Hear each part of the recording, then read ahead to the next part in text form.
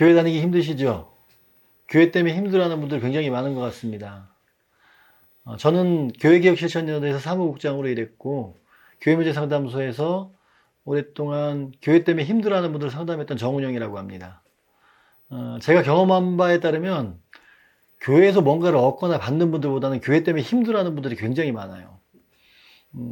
교회에서 봉사하라고 해서 가서 봉사를 했는데 가정사 다 제껴놓고 일주일 내내 가서 일했는데 얻는 게 별로 없는 것 같고, 과연 내가 진짜 이게 하나님을 위해서 하는 일인가? 이게 진짜 하나님이 말씀하신 성경에서 얘기한 봉사인가? 이것 때문에 고민하는 경우도 있고요. 또 교회에서 말씀 듣고 그 말씀 듣고 은혜를 받고 말씀으로 성장하고 싶고 그런 기대를 가지고 갔는데, 교회에서 말씀 듣는 거 보면 뭐 헌금해라, 봉사해라, 목사님 잘 섬겨라, 목사한테 대적하면 벌 받는다, 교회에 옮기면 큰일 난다, 뭐 이런 얘기들 듣고 나서 그것 때문에 상처받거나 찜찜한 마음 가지고 계신 분들도 많습니다. 심한 경우는 제가 주로 상담했던 케이스이긴 한데요, 목사님의 범죄 사실이 발견돼서 그것 때문에 상처받은 분들이 많아요. 그런데 목사님의 범죄 사실이 발견되거나 비리 사실이 발견되면 거기서 끝나는 게 아닙니다. 교회가 둘로 쪼개서 싸우게 되는 경우가 굉장히 많습니다. 목사님께 상처를 받고 그 잘못된 것을 고쳐달라고 요구를 하는데 항상 그 목사님을 옹호하는 분들이 생겨나요.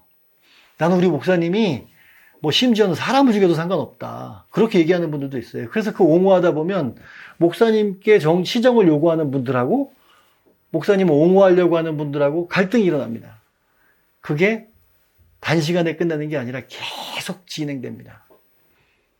그렇게 되면 10년, 20년, 30년을 친구처럼 가족처럼 그렇게 지냈던 교우들이 서로 싸우고 원수가 됩니다. 인사도 안 할 정도로. 심지어는 어떤 가정은 남편은 이쪽, 아내는 이쪽, 양쪽 편에 서서 싸우면서 가정 파탄 위기까지 겪는 경우도 많이 있습니다. 교회가 이러면 되겠습니까? 그런데 이게 지금 우리 한국교회 현실입니다. 저는 이 영상을 통해서 이런 고민을 하신 분들, 이런 일을 겪으셨던 분들, 또 이런 일에 관심이 있는 분들과 함께 제 경험을 나누고 싶습니다. 때로는 제가 이런 문제들에 대해서 성경적인 근거를 들어서 정답을 드릴 수도 있을 것 같아요. 또 어떤 경우에는 제 경험을 근거로 여러분들이 선택할 수 있는 모범 답안, 여러 가지 선택지 중에서 하나의 선택지를 제시할 수도 있을 것 같습니다. 이 영상에서 어떤 주제를 다룰 것이냐, 다양하게 다루겠습니다. 교회 개혁에 관한 주제로 교회 문화에 관한 이야기, 신앙에 관한 이야기, 또 조직에 관한 이야기, 이런 것들을 좀 다루려고 합니다. 구체적으로 말씀드리면 이런 거 있을 수 있겠죠.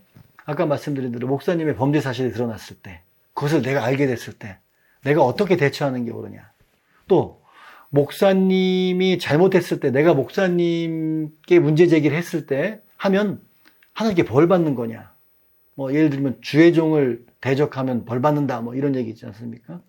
그게 진짜 맞는 얘기인지 이것도 좀 다뤄보고 싶고요. 그 다음에 한국교회 정치 구조에 대해서도 얘기를 할 겁니다. 개별교회가 가지고 있는 당회나 재직계 공동회, 그 정치 구조가 뭐가 문제인지, 그리고 또 그 개별교회 상회라고 하는 노회는 어떻게 지금 작동하고 어떤 역할을 하고 있는지, 거기에 대한 문제 제기도 할 계획입니다.